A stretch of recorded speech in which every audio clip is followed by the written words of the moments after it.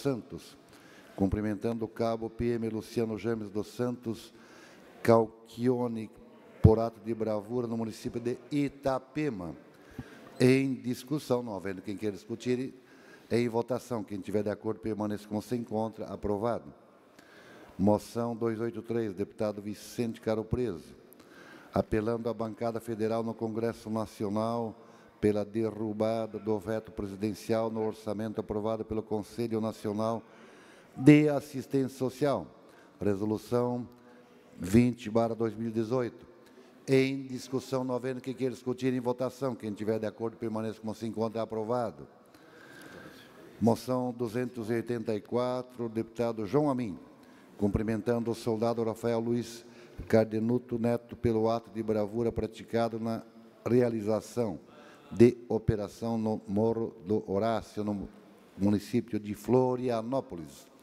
Em discussão, não havendo que queira discutir, em votação. Quem tiver de acordo, permaneça como se encontra. Aprovado. Esta presidência comunica que defere os seguintes requerimentos. Requerimento 284, deputado Marcos Vieira. 285, do deputado Dr. Vicente Caro Preso. Requerimento 826, do deputado Valdir Cobalcini.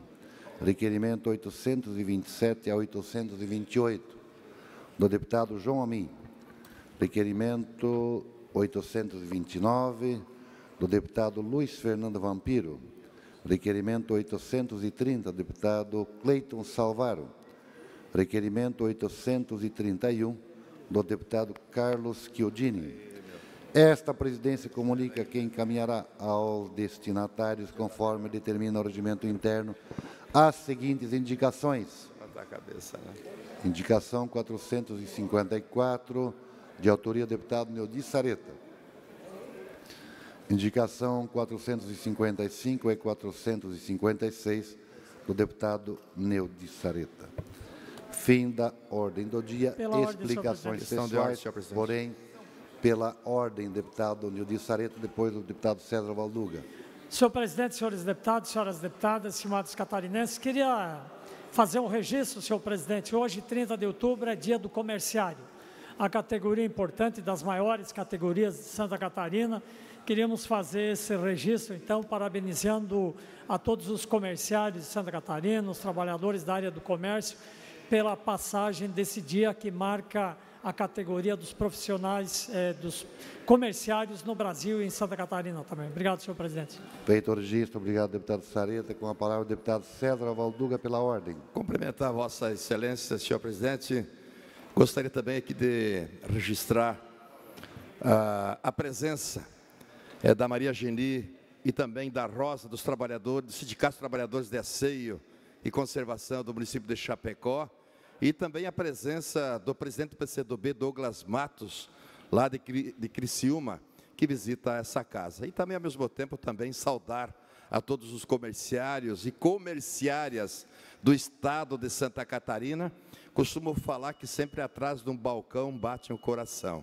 Lá tem um trabalhador, tem uma trabalhadora do comércio. Por isso que nós precisamos, sem dúvida nenhuma, não deixar passar em branco e registrar, portanto, o trabalho imprescindível que são dos comerciários e comerciárias do estado de Santa Catarina. Obrigado, senhor presidente. Feito o registro, com a palavra, o deputado Maurício Kudilar, pela ordem. Obrigado, senhor presidente. Só para registrar a presença do vereador Ivanir Nils, do município de Urubici, o Ivair, que é um grande lutador lá pela segurança do município. E também registrar a presença do vereador Beto de Imbituba, que acompanha uma delegação aí para uma reunião no DENIT sobre uma importante obra do município. Obrigado, senhor presidente. Pela ordem, senhor presidente. Feito o registro, deputado Ismael dos Santos. Para registrar a presença nessa casa também do vereador Josué de Camboriú, juntamente com o amigo Gessé, que foi candidato a governador também em Santa Catarina nas últimas eleições. Obrigado. Feito o registro, deputado Ismael, agora sim, explicações pessoais. Primeiro orador inscrito, deputado Dirceu Dresch, por até 10 minutos.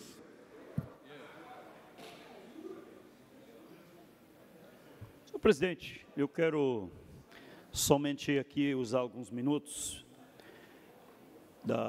do meu tempo, das explicações pessoais. Eu já fiz uma avaliação das eleições, deste momento que o Brasil viveu no último domingo, e todo o resultado que nós vivemos do movimento antipolítico, que começou a ser construído intencionalmente a partir de 2005, 2006, e que continuou nesses últimos anos.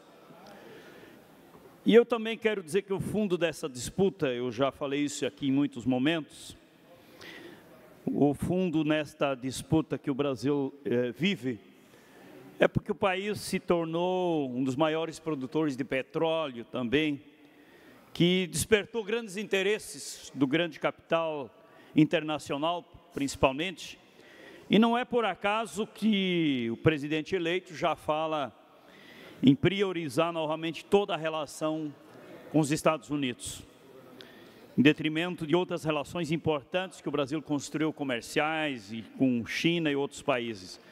Então, por isso, eu quero aqui reforçar esta nossa luta, que eu respeito muito, a luta pela democracia, e luto por ela,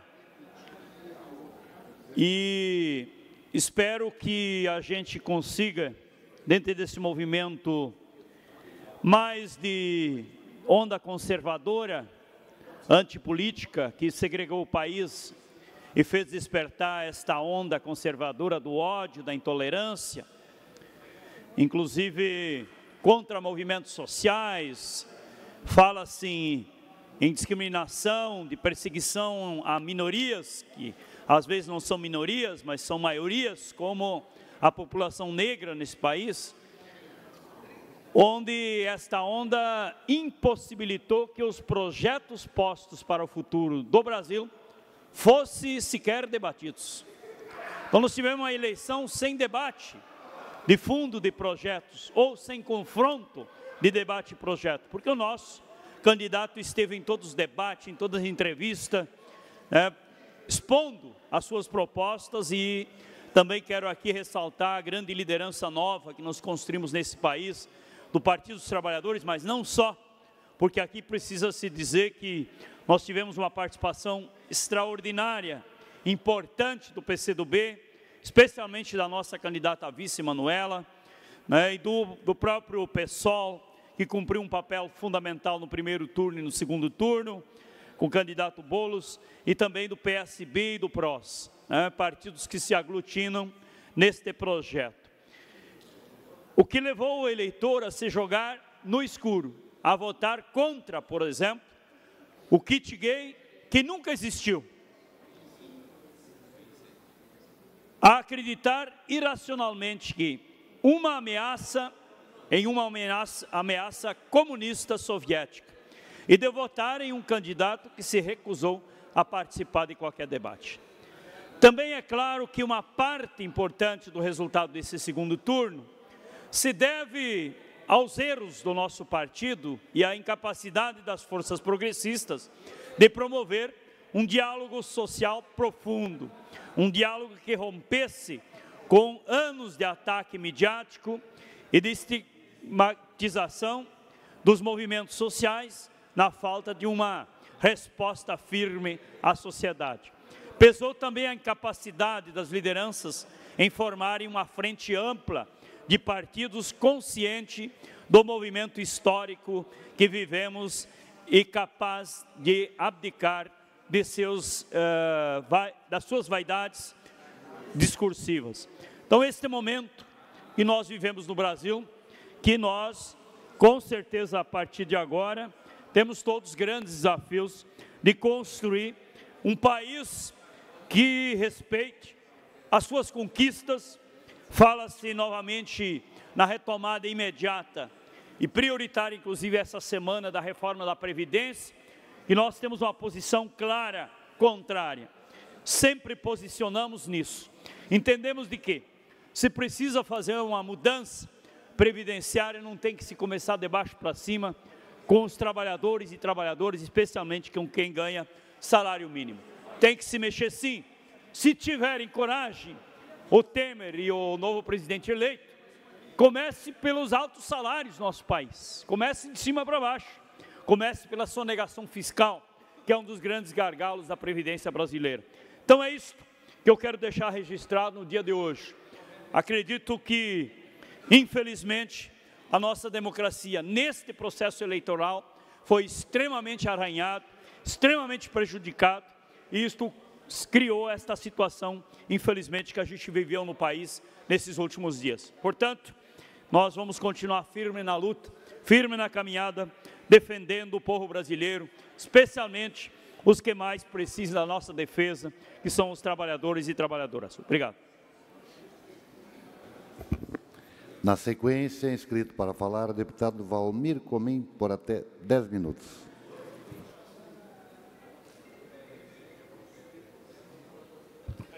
Senhor presidente, senhoras e senhores deputados, faço uso da tribuna na tarde desta terça-feira para abordar aqui um assunto que entendo ser da mais extrema relevância e importância no contexto educacional do nosso Estado. Trago hoje ao debate dessa tribuna um assunto que necessita com urgência da sensibilidade desse Parlamento. Uma luta que está perdendo forças e que não pode acontecer. Falo da necessidade da presença do segundo professor em sala de aula para atender alunos portadores de necessidades especiais. No Brasil, temos a lei de número 12.764, de dezembro de 2012, que instituiu a Política Nacional de Proteção dos Direitos da Pessoa com transtorno do aspecto do autista e determina o acompanhamento especializado. Em Santa Catarina, a lei de número 17.143, de maio de 2017, de autoria da eminente deputada Luciane Carminati, aprovada nesta casa, foi vetada pelo governador. E a discussão levada ao STF. Esta lei dispõe sobre o segundo professor para todos os tipos de limitações e deficiências. Na verdade, esta lei foi aprovada por essa casa, vetada pelo senhor governador, que voltou a esse parlamento, feita a derrubada do veto, e o próprio governo entrou, através da PGE, com a ADIM, admissão direta de inconstitucionalidade, que hoje tramita no Supremo Tribunal Federal. No STF, ela foi suspensa. O ministro Alexandre de Moraes, do Supremo Tribunal Federal, deferiu a liminar alegando que a lei de iniciativa do Parlamento tem vício formal de inconstitucionalidade. E aí eu pergunto, como fica a situação das crianças, ou da criança que está na sala de aula, que vive um momento de inclusão? A necessidade existe e precisamos levar o assunto adiante. Falta sensibilidade do governo, falta definir prioridades. É preciso muito mais da nossa parte sobre o assunto. Peço apoio a cada um dos pares, dos amigos parlamentares, para definir qual o próximo passo. Temos a informação de que o sindicato SINT, dos trabalhadores em educação de Santa Catarina, teve reunião no dia de ontem, na Secretaria de Estado da Educação, e entre os assuntos debatidos estava lá a contratação do segundo professor. Foi criada uma comissão em conjunto com a Fundação Catarinense de Educação Especial para tratar do tema. Essa comissão tem o prazo de 30 dias para encerrar os trabalhos e aí vai entregar as definições até o dia 20 de novembro desse mês agora, próximo, para que a equipe de transição de governo, que deverá lançar edital para processo seletivo dos segundos professores.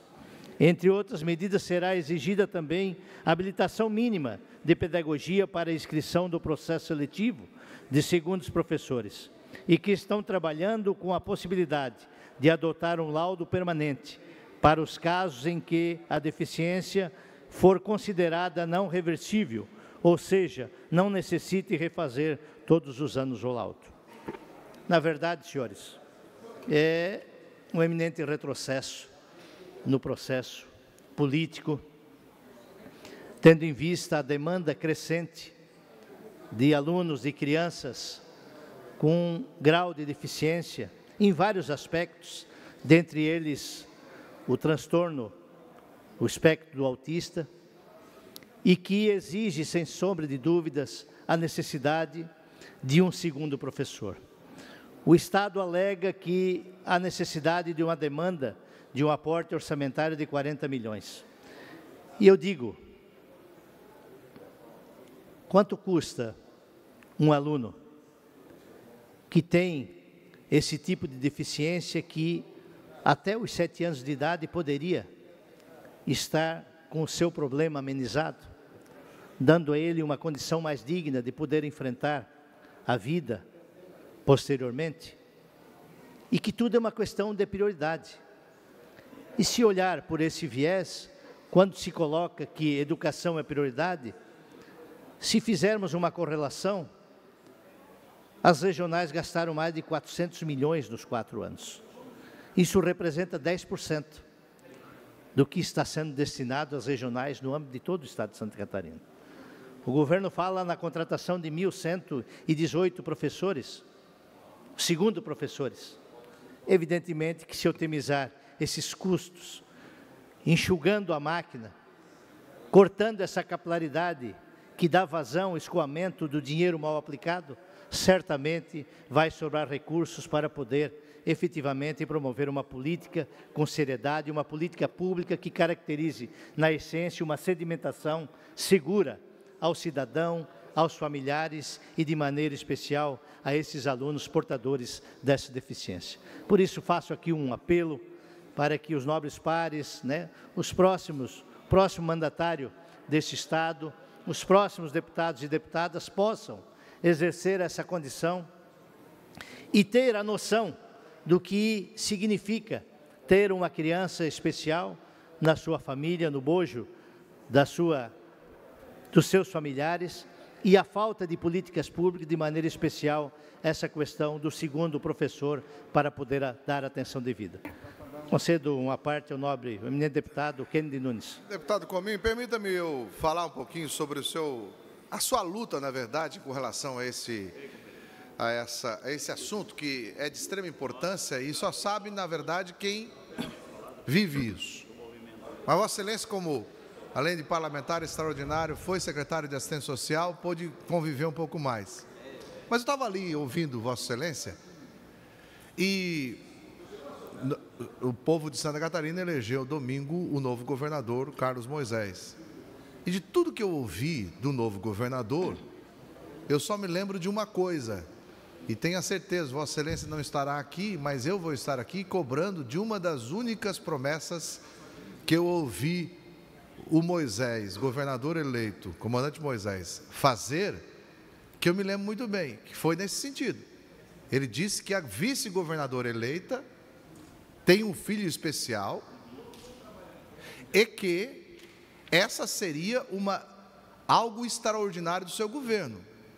Nós vamos exigir isso, não só pelo seu trabalho, não só por conta da importância que nós temos, mas é uma das poucas coisas que eu me lembro, sinceramente, que foi num debate junto ao candidato a governador Gelson Merizio, que ele disse que a educação especial seria resolvida porque a vice-governadora eleita tem um filho especial e que isso ia ser resolvido. Então, só quero dizer, Vossa Excelência não estará a partir de fevereiro, mas eu vou estar aqui cobrando essa promessa do governador eleito Carlos Moisés, porque Santa Catarina espera resolver esse assunto da educação especial em todas as escolas. Em todas as escolas, a necessidade de ter um professor auxiliar para integração dos alunos especiais. Parabéns pela sua preocupação, deputado.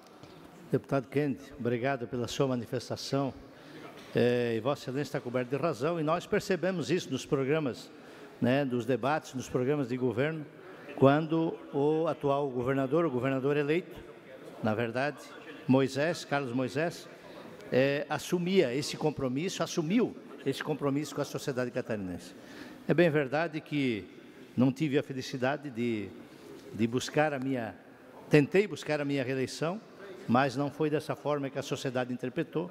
Eu sempre tenho dito que, muitas vezes, amigo Valduga, a gente não concorda com determinada posição, determinado resultado, mas, no mínimo, nós precisamos saber respeitar. Eu respeito, tenho a convicção de que fiz o bom enfrentamento, fiz o bom combate, saio de cabeça erguida e com sentimento muito preciso do dever extremamente cumprido pela pasta que assumi, tanto na condição de secretário como parlamentar desta casa. E espero que meus nobres pares possam continuar exercendo essa condição com muita propriedade, com muita maturidade e responsabilidade acima de tudo. E eis aqui um tema pertinente, atualíssimo, cada vez mais crescente e que exige de sobremaneira atenção do poder público a essas pessoas portadoras de deficiências, de maneira especial essa questão do segundo professor. É isso, senhor presidente e senhores deputados. Obrigado, deputado Valmir Comim. Não havendo mais oradores inscritos, com aquiescência do deputado José Milton Schaeffer, deputado Milton Obos, esta presidência, antes de encerrar a sessão, convoca outra ordinária para amanhã no horário regimental. Está encerrada a sessão.